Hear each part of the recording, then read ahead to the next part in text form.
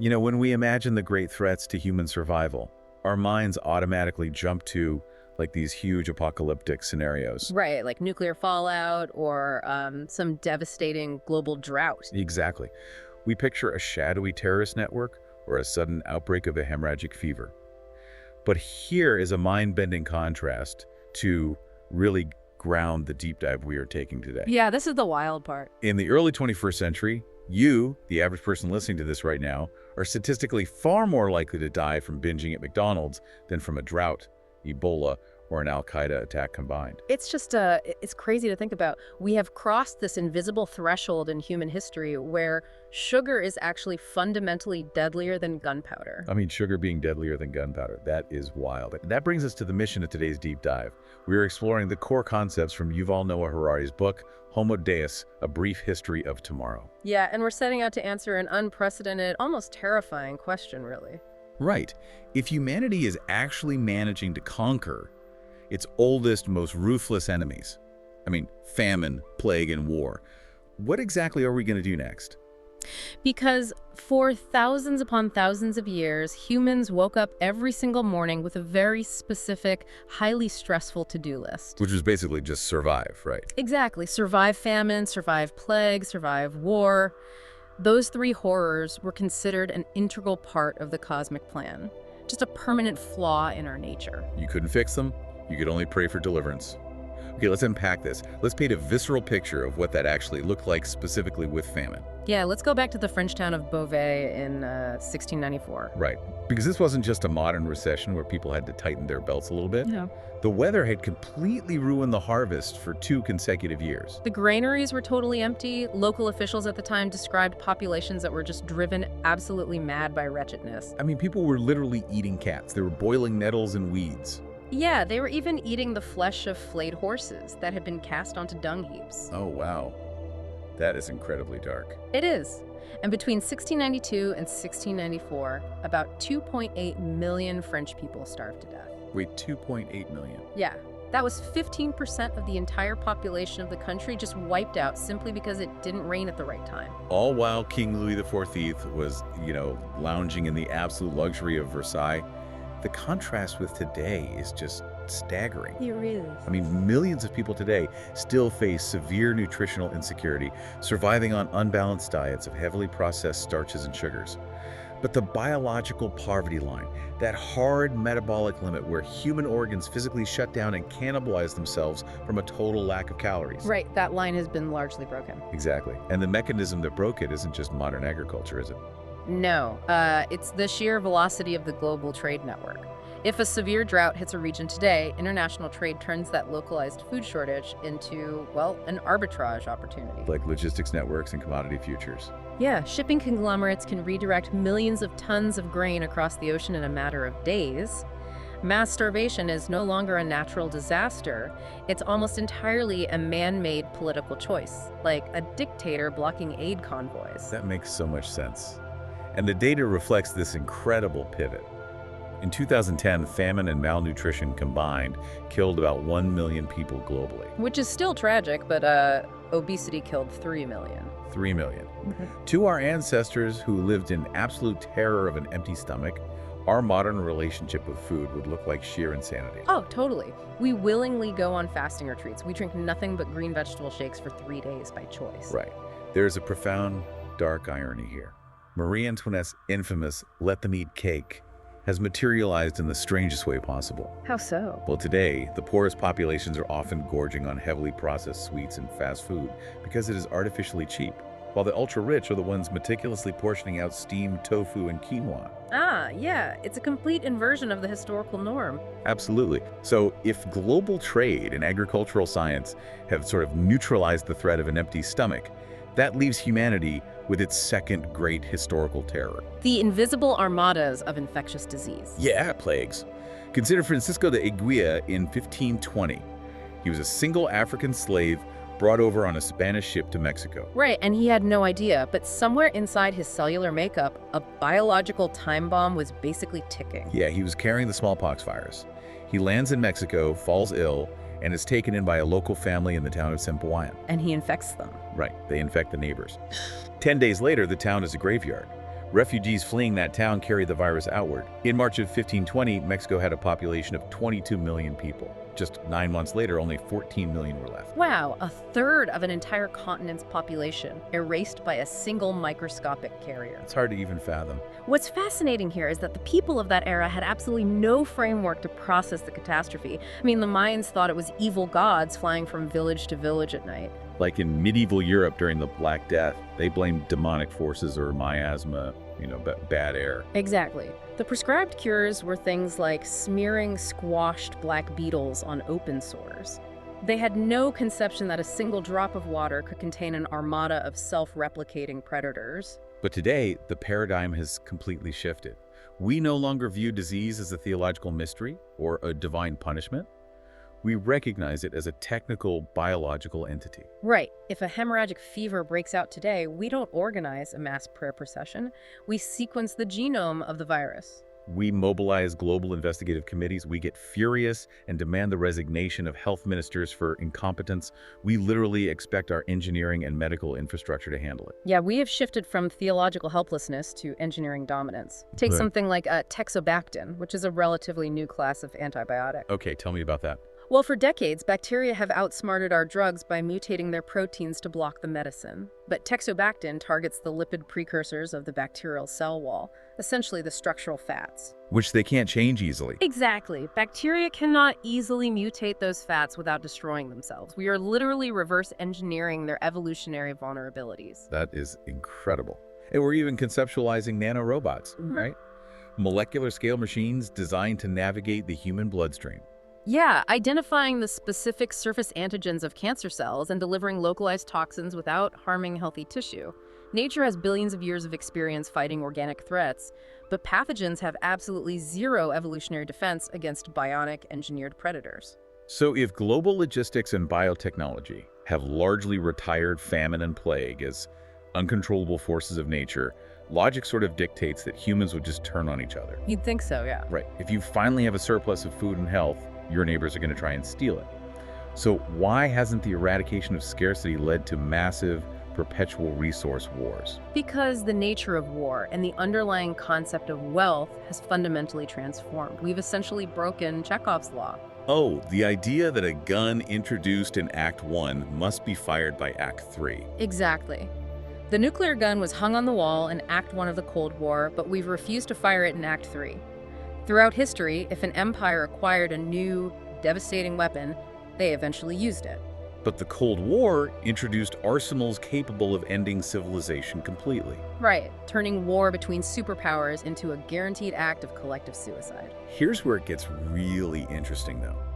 Because it's not just the deterrent of mutually assured destruction.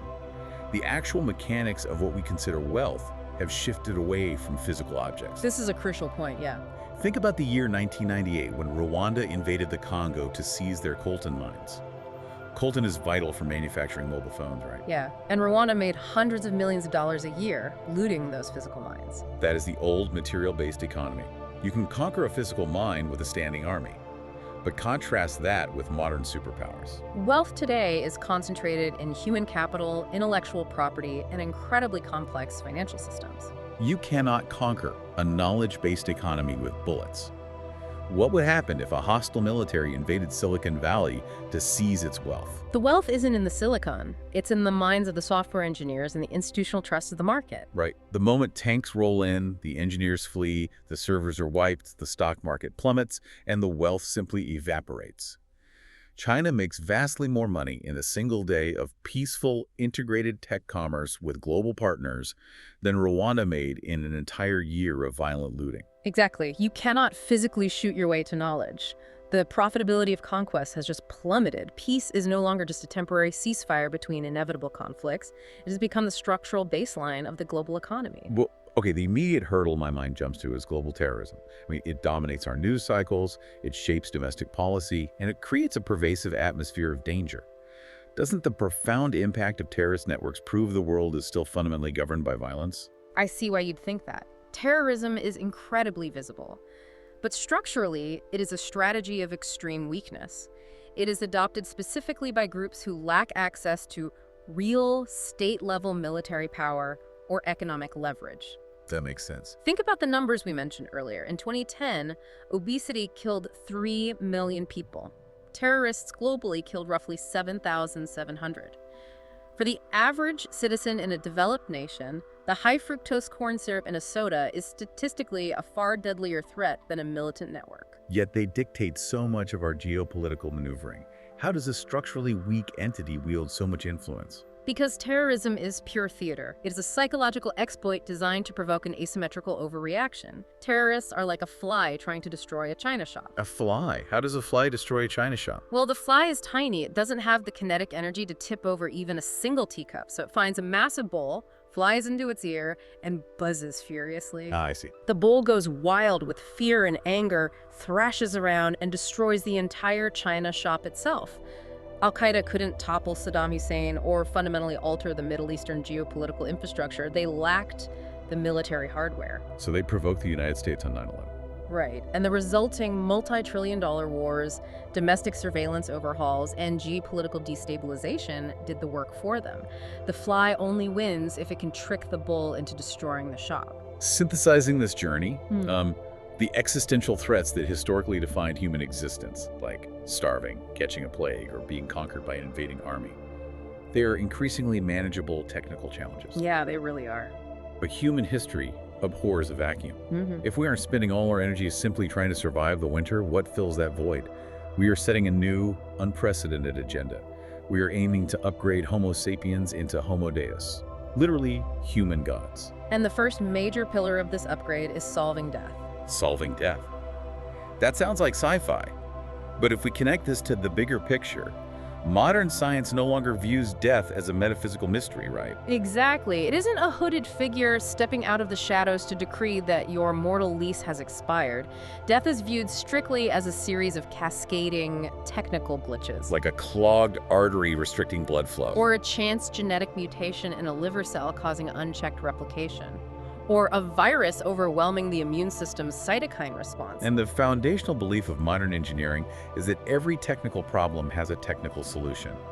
Fighting death isn't just about avoiding car accidents, it's a cellular engineering problem. Yes, you look at Silicon Valley projects like Google's Calico, their stated mission isn't just to make old age more comfortable. Right, billionaires like Peter Thiel, they are actively researching how to solve death. They are studying how telomeres, those protective caps on the ends of our chromosomes, degrade over time. And they're trying to figure out how to reset the biological clock of our cells so they stop deteriorating into senescent zombie cells that cause systemic inflammation and aging. If enough capital and computational power are thrown at the problem of cellular degradation, scientists believe we can significantly stretch or even break the biological limit. But achieving this wouldn't make us immortal, it would make us immortal. Immortal, meaning our cells could regenerate indefinitely without succumbing to natural decay, but we are still bound by physics. Exactly. If a piano falls on your head, the mechanical trauma still destroys your brain. Right. A truck hits you, you still die. And consider the profound psychological paralysis that would induce. Right now, you and I take calculated risks every day. We cross busy intersections, we go skiing, we board airplanes. Because we know our time is biologically finite anyway. We have to live. Exactly. But if you were immortal, if you had a potential lifespan of 500 or 1,000 years, every single physical risk becomes an existential gamble with centuries of unlived potential. Oh, wow. So the immortals might become the most incredibly anxious, risk-averse population in the history of the planet. Terrified of anything that could cause blunt force trauma. Let's scale that back to a nearer-term reality, though. What if we don't achieve full immortality, but medical science simply doubles human life expectancy? We push the average from 80 up to 150. That completely shatters the existing social contract. Right. Think about the basic structures of a human life. You get married at 40. Under current biological constraints, you are committing to roughly 40 more years with that person. If you live to 150, are you truly prepared to maintain a single monogamous relationship for 110 years? The societal bottlenecks would be catastrophic. What happens to the workforce? You learn a highly specialized skill in your 20s, but if you live to 150, you will have to fundamentally reinvent your entire career and worldview half a dozen times just to keep pace with technological shifts. Yeah, the physicist Max Planck famously noted that science advances one funeral at a time. Wait, really? one funeral at a time. Yeah, paradigms shift not because people change their minds, but because the old guard physically dies off, allowing a new generation with new ideas to take the helm. Imagine a 120-year-old CEO still dictating corporate strategy based on ideologies formed a century ago, refusing to retire. Or look at global politics. If biological decay is paused, you could have authoritarian dictators holding on to absolute power for 90 additional years. The world would become intellectually and politically stagnant. So what does this all mean? It forces us to address the second pillar of the new human agenda. If we're going to engineer a 150-year lifespan, we have to engineer a way to actually enjoy it. Right. Historically, we have measured the success of a society through GDP, gross domestic product. But the friction between measuring economic output and measuring human well-being is becoming really obvious. There's a growing movement to measure gross domestic happiness, or GDH. Yeah. Singapore, for example, generates a massive GDP per capita, around $56,000. While Costa Rica is vastly lower, around $14,000. Yet, in comprehensive surveys, Costa Ricans consistently report significantly higher levels of daily happiness and life satisfaction. And that's because human happiness operates beneath a massive invisible glass ceiling held in place by psychology and biology. Psychologically, our happiness is entirely dependent on our expectations, not our objective conditions. When reality matches or exceeds our expectations, we feel satisfied. But the cruel trick of the human psyche is that the moment conditions improve, our baseline expectations immediately inflate to match them. So true. The miraculous luxuries of yesterday, like air conditioning or instant global communication, just become the mundane baseline expectations of today. And then there is the biological pillar, which is entirely deterministic. Happiness is not a grand, abstract, spiritual achievement. Right. It is a biochemical sensation happening inside your nervous system. You never actually react to events in the outside world. Your brain only reacts to the electrochemical signals happening inside your own body. Exactly. You don't feel joy because you secured a massive promotion. You feel joy because your brain released a highly specific cocktail of serotonin, dopamine, and oxytocin into your synapses. The deepest, most ancient parts of your neurological system have absolutely no concept of what a corporate ladder is. They don't know the rules of a soccer match. So when you get that life-changing promotion, your brain releases a flood of pleasant sensations. And when an athlete scores the winning goal in a championship, their brain releases the exact same biochemical cocktail. It is all just chemical data. But those biochemical sensations are inherently designed to fade, aren't they? Unfortunately, yes. The human brain operates on a strict system of homeostasis. After the initial rush of dopamine floods your synapses, your brain immediately begins reabsorbing those neurotransmitters to return you to a baseline state of mild dissatisfaction. Why, though? Why can't we just hold on to that joy once we achieve the goal? This raises an important question. Continuous happiness is actually an evolutionary dead end. Yeah, evolution designed pleasure not as a permanent reward, but as an ephemeral sales gimmick. It rewards us with a quick hit of pleasure to incentivize survival behaviors, like eating high-calorie food, reproducing, securing social status. Oh, I see. If a prehistoric human ate a piece of sweet fruit and felt permanent, everlasting bliss, they would just sit under the tree in a state of ecstasy until they starved to death or were eaten by a predator. Exactly. They would lose all motivation to hunt, forage, or mate again. The pleasure must subside quickly, so the organism is forced to get up and go hunt for more. We are fundamentally trapped on a biochemical treadmill. If we achieve a 150-year lifespan, a century and a half of constantly chasing a fading dopamine hit sounds exhausting. It really does. If humanity wants continuous happiness, we can't just improve the economy. We have to actively hack our own biology to override the homeostatic reset and force the brain to sustain those pleasant sensations. We are looking at a future of direct neural stimulation, psychopharmacology, and genetic rewiring designed to decouple pleasure from external achievements entirely. Which is a huge paradigm shift. Bringing all these massive threads together for you listening. The historical struggles that defined humanity for millennia, the desperate fight against starvation, microscopic plagues, and invading armies, they are increasingly manageable engineering problems. And the next mountain humanity is attempting to climb is entirely internal. We are marshaling the full force of global science to hack our own cellular biology, outsmart the physical degradation of death, and rewire our neurological circuitry to override millions of years of evolution. It represents a profound pivot in the narrative of life on Earth. But it demands we ask a deeply unsettling question about what we might lose in the process. Yeah, for millennia, nearly our entire artistic output, our religious fervor, our philosophical depth, and our social drive have been fueled by the friction of existence. We create art to grapple with our mortality. We build deep bonds of empathy because we share the struggle of a difficult, unpredictable world. So if we actually succeed in eliminating that friction, if we rewrite our DNA to remove the fear of death and bioengineer our brains to exist in a permanent, uninterrupted state of biochemical bliss. Do we lose the very tension that created human culture in the first place? If you never have to struggle and you never have to face an end, do you cease to be human at all? That is the philosophical frontier waiting for us. Take a look at your own daily agenda today, question the expectations driving your own biological treadmill, and we'll catch you on the next deep dive.